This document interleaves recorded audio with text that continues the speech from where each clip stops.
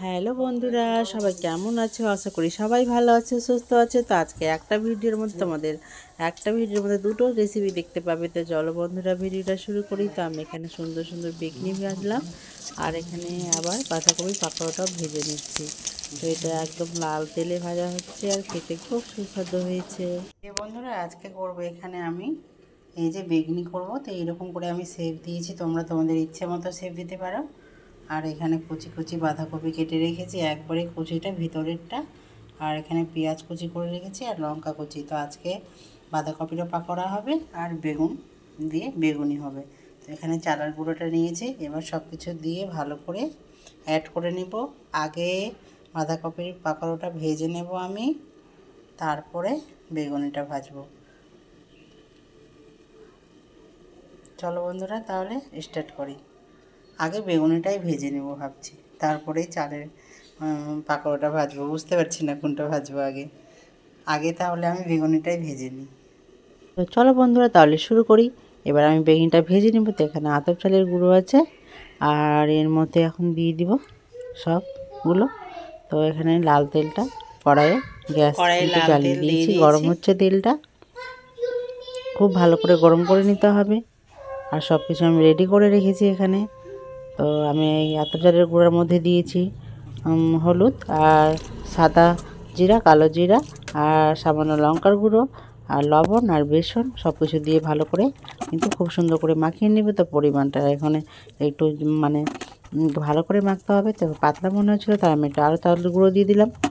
দিয়ে আবারও ভালো করে হাতে খুব সুন্দর করে এটা ভালো করে চটকে খুব সুন্দর করে এটাকে ভালো করে লিকুইডটাকে তৈরি করে নিতে হবে। তো এখানে বেগুনগুলো একটা একটা করে ডুবিয়ে এইভাবে করে কিন্তু তেলের মধ্যে দিয়ে আর সুন্দর করে কিন্তু ছেঁকে নিতে হবে। তো এইভাবে খেতে খুব ভালো লাগে বাড়িতে তৈরি করে, বাইরে না কিনে বাড়িতে তৈরি করে খাওয়াটা অনেক ভালো। আর বাইরে অনেক পোড়া তেল থাকে, ওগুলো খেয়ে আমাদের অনেক রকম ক্ষতি হয়, পেট খারাপ হয়। তো যাদের এগুলো পছন্দ তারা বাড়িতে খেয়ে নিতে পারে। আর এই বেগনিটা আমার বরের খুব পছন্দ, আর আমার মেয়ে খুব ভালোবাসে, তাই আমরা বাড়িতে এইভাবে করে বেগনি করে খাই। তো এখানে ভাজতে ভাজতে কিন্তু সব বেগনিগুলো এক এক করে সবাই খেতে শুরু করে দিয়েছে। আর একদিকে ভাজা হচ্ছে, একদিকে সবাই খাচ্ছে। তো আমি ভাজতেই আছি এখানে। আর খুব খুব ভালো লাগে এই বেগনি, বাড়িতে খুব সুস্বাদু হয়। এইভাবে করে বানানো বন্ধুরা, খুব ভালো লাগবে খেতে। তোমরা একবার অবশ্যই এইভাবে করে ট্রাই করে খেয়ে দেখো। তো আমি সব বেগুনি এখানে ভেজে নেব, আর যেগুলো বাকিটা পরেরগুলো আছে সবগুলো কিন্তু এখানে দিয়ে আমি ভালো করে আবারও ভেজে নিচ্ছি। তো এখানে এই যে বড় লঙ্কাগুলো নিয়ে এসছে বর, তো বর বলছে এইগুলো লঙ্কাগুলো বেসন দিয়ে নাকি ছেঁকে খাবে। তো আমি এটা চিড়ে মাঝখান থেকে ফাটিয়ে এটাও আমি তেলের মধ্যে দিয়ে ভেজে নেব। তো দুটো দিয়ে ভেজে নিলাম। তো এই ভাজা হয়ে গেলো আমার, এইগুলো ভাজা হয়ে গেলো লাল লাল করে। খেতে খুব ভালো লাগে এইগুলো। এই লঙ্কাগুলো কিন্তু ঝাল লাগে না, খুব ভালো লাগে খেতে। তো সবগুলো বেগনি ভাজা হয়ে গেছে, পাঁপড় ভাজা হয়ে গেছে, আর লঙ্কাগুলো কিন্তু এখানে ভাজা হয়ে গেলো।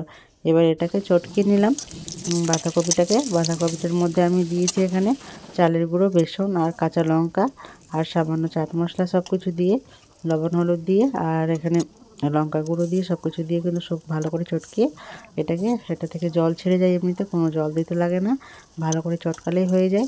তো খুব সুন্দর করে বড়াগুলো ভেজে নিচ্ছি, এই যে উল্টে পাল্টে, যে যেমন ইচ্ছে মতো শেপ দিতে পারো তোমরা। তো এই সরষের তেলেরটা বেশি স্বাদ হয়, খেতে খুব ভালো লাগে। আমি এর আগে সাদা তেলেও করেছি, তোমাদের কাছে রেসিপিটা শেয়ার করেছি। তো এখানে আমার মেয়ে ধনেপাতা খায় না, তাই ওর জন্য ওইভাবে করে ভেজে নিলাম। আর পরেগুলো ধনেপাতা দিয়ে ভেজে নিলাম। সবাই লাইক কমেন্ট করো বন্ধুরা, সবাই পাশে থেকো। Bye bye.